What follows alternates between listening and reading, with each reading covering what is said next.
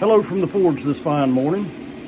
This is our second take on this intro because I had to change plans for the whole video.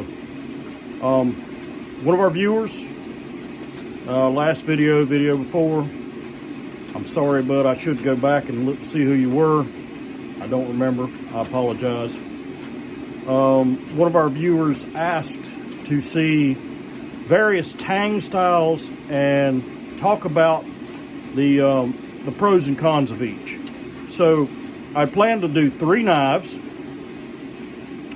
and 3 different Tang styles and talk about each one. I was going to do it all in one video. Nah, that didn't work out. It would have been way too long. So we're going to do 3 videos and I'm going to break it up and we'll talk about each Tang style in turn. Now, the first one we're going to do is stick Tang. So let's get started on that and see how we do. All right, so we're just starting out with a little piece of 3/16. That's probably 5 inches long. I'm going to start out by drawing one end to a point. And that's actually going to be the back end of our Tang.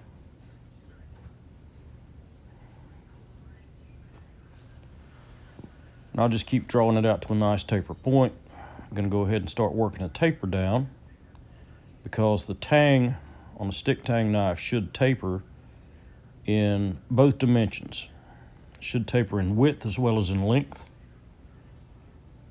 And stick Tang, yeah, it'd probably be smart if I got the right set of tongs. But, yep, still messing with the wrong tongs. It's going to go on the floor again.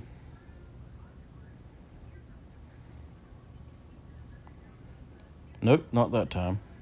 Let's see if I can make it through. Yeah. Don't know why I didn't get the right tongs. I know those are not the right ones. There it goes. Twice. Anyway, the stick Tang knife, the stick Tang on a knife can go all the way through the handle from the back of the blade out through the butt and then be secured at the back of the handle with a pommel cap, which is the way a lot of people do it. And yeah, I do that sometimes too. But I always, even if I do that, I always pin through the handle, through the Tang to secure the blade in the handle. Because I've seen those pommels work loose over time. But that pin's not going to, a pin in the handle's not going to come loose. So I don't really want to go all the way through the handle. I want enough Tang back there to support the blade well, so I'm probably going to go about 3.5 inches with this. And that should be good. I think what I want to make is sort of a puukko style knife. Puukko is a traditional Finnish knife. Finnish as in Finland, not finish as in done. And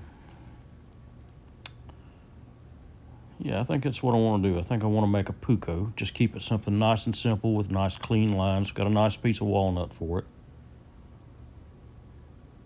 So we're forging in the bevels now.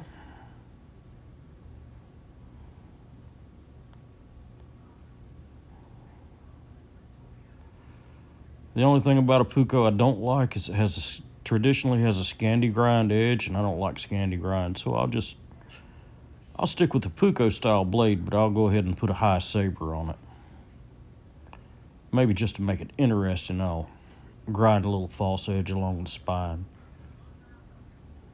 We're just about done with this one.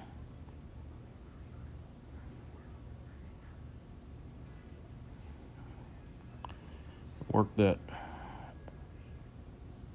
tip up a little bit.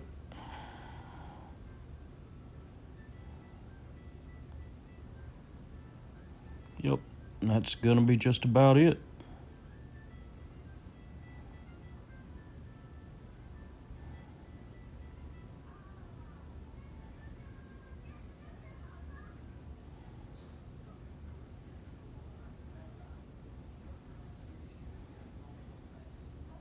Yep, that'll do, I do believe. All right, here we are. We're all finished up. Here's our stick tang blade. I've taken it into the grinder and just cleaned it up a little bit, cleaned up the bevels a little, cleaned up the tang.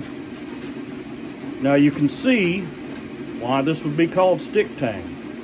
It's just a simple long tang that's designed to be inletted into the handles. It's a traditional style. Lots of old knives were made like this. The pro to the stick tang is that it doesn't take much steel to draw this tang out. And not so very long ago, steel was a very expensive item. So people could get the stick tang drawn out, save the majority of the steel for the blade, and keep waste to a minimum.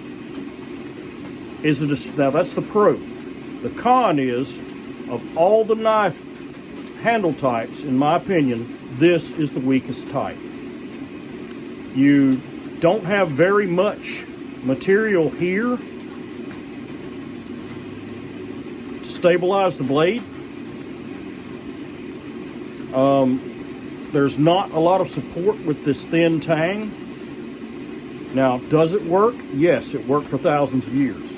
Still works today in some places and some styles. Is it the best? No, I don't think so.